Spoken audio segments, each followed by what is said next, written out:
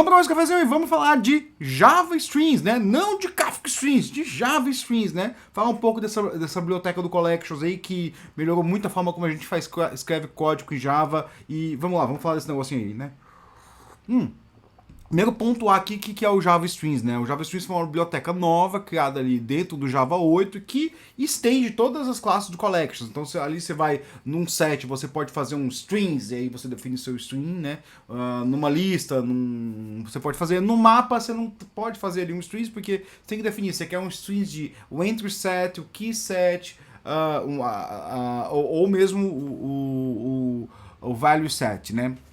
Você tem um conjunto de chaves, um conjunto de valores e você vai definir ali o que você quer, né? E o que é o strings em si, né? Se você parar para pensar, né? Eu tinha um livro aqui, eu já devo ter mostrado, aliás eu não peguei ele, devia ter pego, né?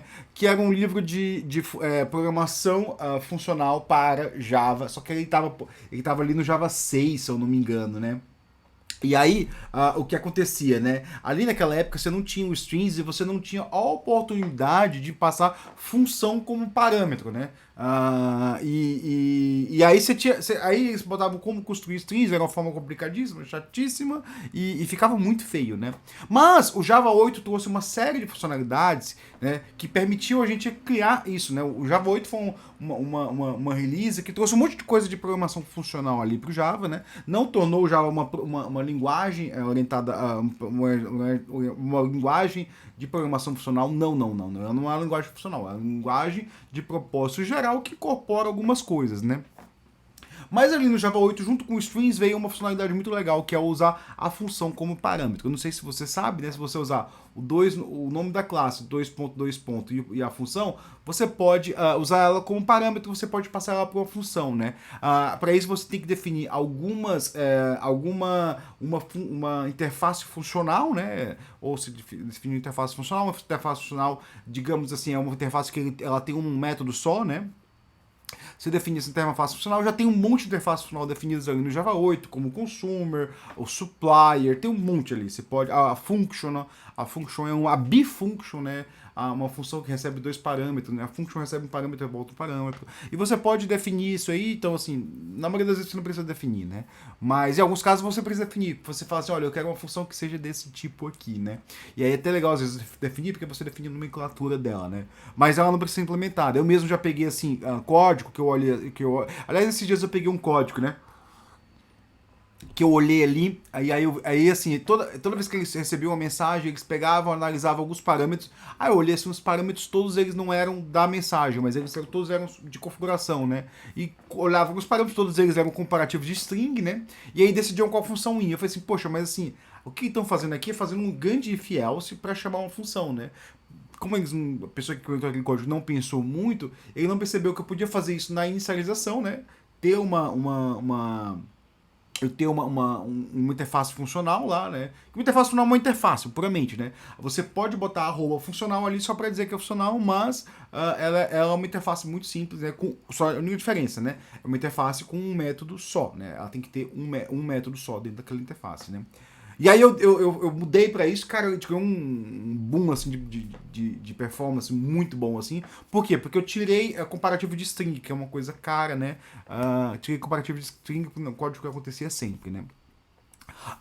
E aí o que eu fiz? Eu fiz um comparativo de string, só que em vez de eu chamar uma função, eu pegava e associava ela a um campo, né? Eu tinha assim, ó, esse aqui é uma interface, né? Que ele recebe uma função, ela não recebe um objeto, ela recebe uma função, né? Então interface funcional é isso. Aí deve ver assim, cara, por que você está falando de interface funcional no Kafka Strings? Porque o Kafka Strings, né? Ele parte do pressuposto que você não vai criar um objeto. Você vai criar uma pipeline de transformação de dado, né? Isso é muito interessante. E para criar pipeline de transformação de dados, você precisa de um negócio que chama funções de primeira ordem, né? E aí eu fui até na Wikipedia, né? Desculpa ter ido, porque eu já ouvi falar de função de primeira ordem, eu sabia o que era função de primeira ordem, né? E eu pensava assim, não, eu preciso entender o que são funções de primeira ordem para falar aqui, né? Entender assim, eu olho para a função, eu sei que é uma função de primeira ordem, né? Aí a Wikipedia, o que a Wikipedia diz, né? Uma função de primeira ordem é uma função que tem um ou mais argumentos. Peraí. é uma função que tem um ou mais funções como argumentos, né? Então, assim, no Kafka Strings, quando você vai fazendo um strings, você vai o quê? Você não vai passando dados ali, você vai passando funções. Você fala assim, ó, eu quero essa função tal, essa função tal, essa função tal, essa função tal, e depois você coleta tudo, né? Então ele sempre tem essa ideia de eu vou construir essa pipeline e por final eu vou coletar as informações, né? Ela também, uma função de primeira ordem também pode retornar uma função. Então você pode ter uma função ali que retorna uma função, né? É super normal isso, né? O supplier é mais ou menos isso, você cria um supplier, né?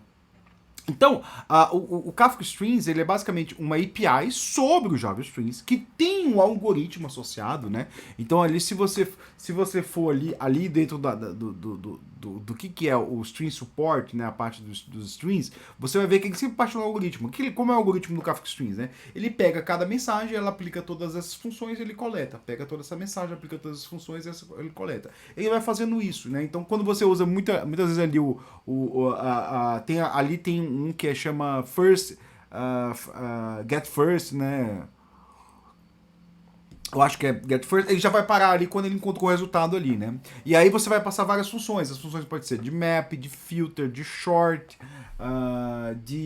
aí tem umas outras aqui que a gente não usa muito, né? Folder, scan, apply, aqui tá, e eu tô lendo aqui do high order function, né? A gente não usa, isso não tem lá, né? Mas é basicamente, você mapeia, você ordena, você filtra, você vai alterando aquela lista, né? E aí, qual que é uma das grandes ideias por detrás do Java Strings, né? Às vezes estou falando do Kafka Strings, mas Java Strings, né? É a Lazy Evaluation, né?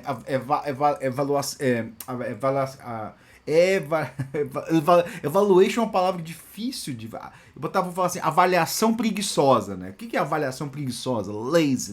Lazy a gente traduz como preguiçosa, mas pode ser também como tardia, né? Eu vou procrastinar a minha avaliação, né? Então, assim, eu crio meu strings, mas nada aconteceu ali.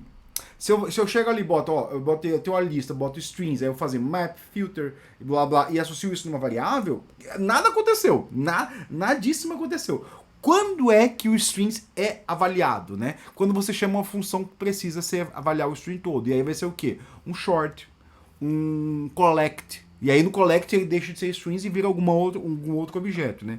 Então, um find first, um find any. Então, quando você chama essas funções, né? Só nesse momento que o strings vai ser avaliado, senão ele não vai ser avaliado, né? Então, construir um string, ele acaba poupando, ele não acaba, assim, se a gente parar para pensar bem, ele não acaba poupando. Muita gente fala assim, vai poupar performance. Assim, eu nunca vi uma análise bem feita assim de ver assim, você pode ou não poupar performance. Pode ser que seja, né? Pode ser ali que por debaixo dos panos ele entra ali no pop-up performance. Mas o que ele melhora em termos assim de usar uma interação comum, né? Porque na interação comum você faz as mesmas operações, né? Você imagina ali que eu tenho um string que ele vai filtrar alguns valores, depois vai mapear alguns valores e retornar uma soma de todos os valores. Se você pegar e fazer isso por uma interação, um for each iteration, você vai estar fazendo a mesma coisa, né? Você vai lá, se eu tivesse valor, eu não faço nada, você está fazendo um filter, né? Você está removendo aquele valor. Se você tiver esse valor aqui, você vai pegar esse valor e vai somar aqui. Você está fazendo um map e um adicionar, né? E qual que é a vantagem de você usar um Kafka Strings, né? Que você pode fazer isso de forma paralela, em paralelo. Ou seja, se você tiver uma lista muito grande, isso vai valer a pena. Se você tiver uma lista muito pequena, muitas vezes, assim, é mais a forma legível. Por que eu acho que usar strings é uma vantagem muito legal. Por quê? Porque fica fácil ler aquele código, né? Se você pega um for each, você vê o que está fazendo, muitas vezes você não sabe o que está sendo feito, né? Mas quando você pega um Java Strings, filtra se os valores... Imagina assim que eu tenho um strings de um inteiro, né? Filtra se os valores são ímpares, né? Aplica uma funçãozinha e soma todo mundo, você vê se eu sei o que está sendo feito aqui. Eu posso ler. Agora, tenta escrever isso aí com um for each iteration. Você não vai conseguir ler de forma tão... Ele é uma forma de comunicação de código muito mais efetiva do que um for each. Então, eu sempre recomendo você usar, né? Tem alguns problemas você usar for each, tem algumas dificuldades. Por exemplo, quando a gente usa... Desculpa, tem uma de você usar o Kafka Strings, o Java Strings, né? Por que ele tem uma dificuldade? Porque ele é difícil de trabalhar e eu não sei se nas últimas releases do Java teve algum avanço nisso, eu acho que não, né? Tem os gatherings lá, que pode ser que resolva esse problema, né? É difícil trabalhar exception, né? Exception handling é muito difícil, né? E aí quando chega no ponto, pô, eu preciso fazer exception handling, aí você fala assim, aí tá na hora de você parar de... Peraí, será que é um caso de for each aqui? Eu tenho que usar um for, iterar sobre essa lista?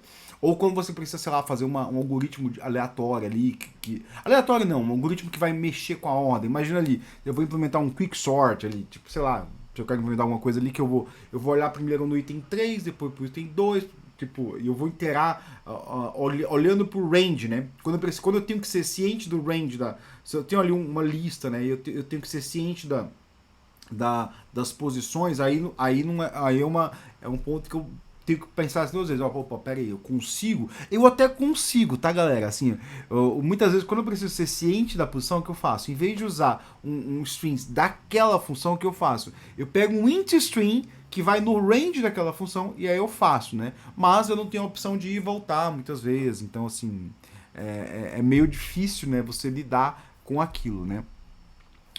E tem condições, tem momentos que você precisa fazer isso, né? Não sei. Eu já tive momentos que eu precisava fazer isso, tipo, mas. Eu nem lembro, assim, mas teve algumas 2 ou 3 vezes aí nos últimos, sei lá, 10 anos, né? É muito difícil ter, né? Mas, voltando aqui, o Java Strings, né? Nossa, é uma dificuldade falar Java Strings, porque eu sempre penso no Kafka Strings, que eu trabalho todo dia, eu tô aqui discutindo Kafka Strings na minha tutela, né? Meu mestrado é sobre Kafka Strings, né? Ele trabalha muito essa questão ele é uma funcionalidade de programação funcional, né? E quais são a principal questão ali de ser programação funcional, né? Você tem a questão de passar a função como parâmetro. Né? Você passa a função como parâmetro, aquilo é um lazy evaluation, né? Tem uma outra coisa sobre strings que tem que ser muito associado, né? Muito falado, que é o seguinte, né? Muitas vezes a gente pega os strings, né? E eu já vi código assim, né? Que o cara pega, ele associa um string a uma variável, depois ele pega aquela variável e ele usa em 2 contextos, né? Pra criar 2 strings diferentes. Cara, nunca faça isso, não vai funcionar, tá? Eu já vi isso aí, código review, eu falei assim, você testou esse código? Não testou? Beleza. Então, assim, refaz esse código aí que não vai funcionar. Define cada... mas eu tô processamento duplicado. Não, você não tá fazendo processamento duplicado coisa nenhuma, cara. Porque não tem... Se você definir um strings lá, você vai filtrar e depois vai... Você não tem processamento duplicado. Esquece. Isso não existe, né?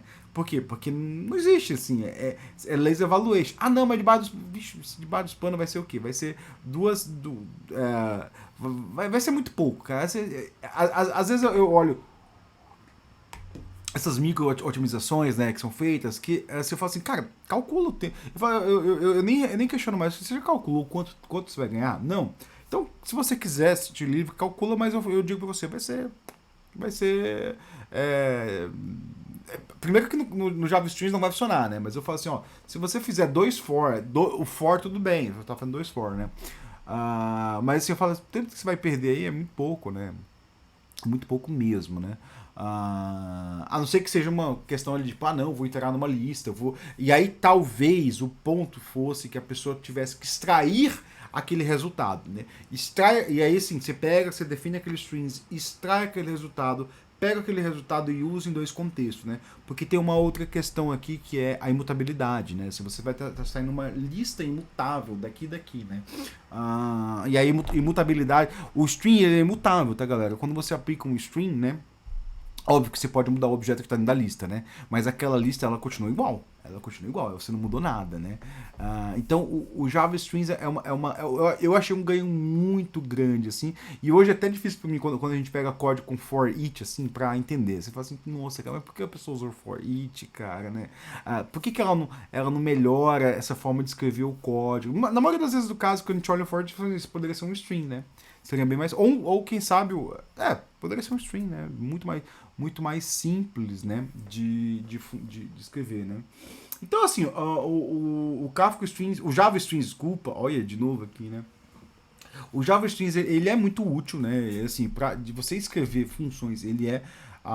para mim, hoje em dia, tratamento de lista, de set, de mapa, muitas vezes, é com string, assim, eu uso muito essas APIs novas do Java, né? Assim, muitas vezes a pessoa usa APIs antigas do Java, né? Aí eu vejo lá, né? O cara dá um get no mapa, o cara avalia se o resultado é nulo, e aí se o resultado for nulo, ele vai lá, inicia a variável dentro do mapa e depois retorna o valor. Eu só olho assim, olha, substitua isso aqui por compute if absent, né? Que são APIs novas não, né? Estão ali desde o Java 7, né? Tipo, mas aqui as pessoas nunca perceberam que o mapa ele vai muito além do, do, do do só do get do put, né? Ele vai muito além, tem muita função lá, né? E tudo isso veio aí com essa questão de função de primeira ordem, né? Porque assim, vamos pensar ali, o compute if absent, né? Ou compute if present, ou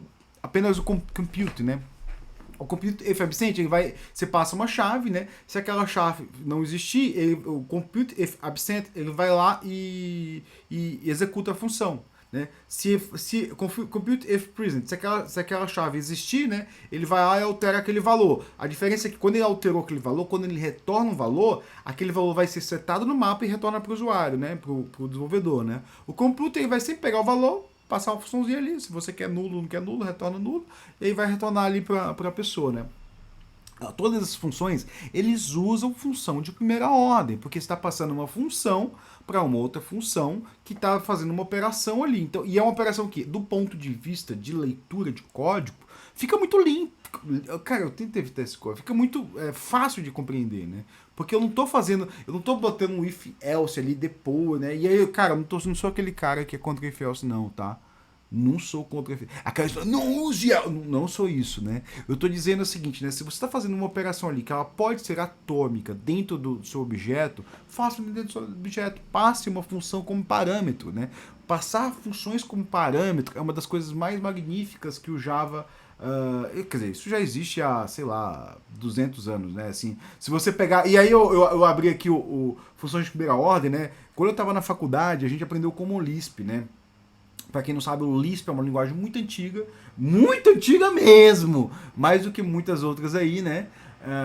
E tem um Common Lisp, que o Lisp ele é um padrão, né? Então assim, você tem várias implementações de Lisp, né? E o Common Lisp é o comum do Lisp. Então se você desenvolve Common Lisp, você sabe que, não, aquela implementação funciona. Eu sei pouco de Lisp, tá, galera, né? Eu sei que o Clojure, por exemplo, ele não é um Common Lisp. Ele é um Lisp-like, né? Mas ele não vai abraçar todas essas funcionalidades do Common Lisp. O Common Lisp é como um SQL ali, né? Tá, você vai ter coisa ali do Postgres, coisa do MySQL, aí você tem, mas você sabe o SQL, você vai conseguir programar em qualquer uma delas, né? Então o Common Lisp é isso aí, né?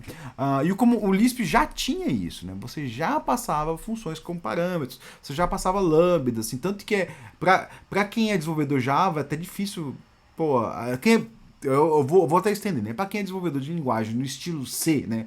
As linguagens C-like, aí entra o Java, entra o JavaScript, entra o Python, não sei se é C-like, mas ele parece, às vezes, né? Parece com né? O C Sharp, entra um monte de linguagem ali que parece ser, né? Tipo, elas são derivadas da sintaxe do C. Então, você tem uma sintaxe básica ali que você entende, quem já desenvolveu C entende, quem não desenvolveu vai achar o contrário, né? Nossa, essa linguagem parece a minha, porque tem aqui um do while, não sei o que. O Lisp não tem nada disso, tá, galera? Nada disso, né? É uma linguagem que é outro padrão, né? E aí para quem desenvolve linguagens que são C-like, é difícil pegar essas linguagens puramente funcionais e interpretar, né? Mas você tem que ter um trabalhinho ali, né? Porque assim, às vezes eu digo, é melhor usar o Java Strings, mas cara, para e eu lembro assim, quando eu comecei a desenvolver com Java 8, eu pegava aqueles strings e falava assim, bicho, eu não tô entendendo o pulo que eu vou fazer aqui. Porque para mim era difícil raciocinar naquele. Ou os strings que eu escrevi eram muito toscos, né? E aí você tem que fazer o quê? Você tem que trabalhar essa mentalidade, vai trabalhando. Vai assim, tenta pegar o código assim, pensa, não, aí a primeira coisa que você pensa, eu vou fazer uma interação aqui. Esquece a interação. Tenta fazer por string. E aí quando você tentar fazer por string, o que você vai perceber, né? você vai ter que mudar a forma como você pensa, né? Porque muda a forma como você pensa, né? A gente sempre pensa programaticamente, né? Eu digo assim, ó, eu vou interar numa lista, depois eu vou pegar cada elemento, você para de pensar programaticamente e começa a pensar funcionalmente, ou tem até um outro nome, né, que deu branco agora, né? Um outro nome que você vai passar as operações a ser feitas, assim, ó, eu pego esses strings, eu vou filtrar os elementos tal, eu vou fazer não sei o que, vou fazer um map, né? Você muda a forma de você pegar, deixa eu ver, programaticamente tem um outro nome ali, né? Sei lá, deu branco aqui. Se eu lembrar, eu deixo no comentário, né? Então é isso aí, pessoal. Meu cafezinho, 20 minutos falando de Java Strings. Eu espero ter te ajudado em alguma coisa, assim. Não dei as dicas, mas nem falei como você implementa os strings. Dá pra você implementar os strings debaixo dos panos ali, né? Procura por String Support e Splitterator, né? Splitterator é uma das interfaces mais legaisinhas ali, que é a interface que o Spring suporta debaixo dos panos, né? Então você vai chamar o String Support, passar o Splitterator. Esse Splitterator pode ter qualquer coisa, né? Pode ter qualquer coisa, absolutamente. Pode ter uma. Eu já implementei aqui. Eu acho que tem um post de blog sobre isso, né? Que eu vou deixar aqui no comentário, né? Que eu passo aqui. Eu passo uma chamada HTTP para o Splitterator. E eu crio um string, né? E é muito. Esse post eu escrevi há muito tempo. E foi na época que eu tava tentando entender o debaixo dos panos. Aí eu fiz um seguinte experimento, né? Eu tava com um API e falei assim, ó, eu posso trabalhar esse API aqui como um Kafka, um Java Strings? Posso! E aí eu implementei e deu certo. E funcionou e ficou bonitinho lá. Em vez de eu ficar chamando várias requisições, ter um código completo, eu chamava um Splitterator, e esse Splitterator pegava um get paginado, um get paginado, e ele transformava ele num Java Strings. Então é isso aí, pessoal. Muito obrigado. Espero ter te ajudado. Deixa o seu like, deixa o seu comentário, dá dica de cafezinho. E é isso aí. Valeu!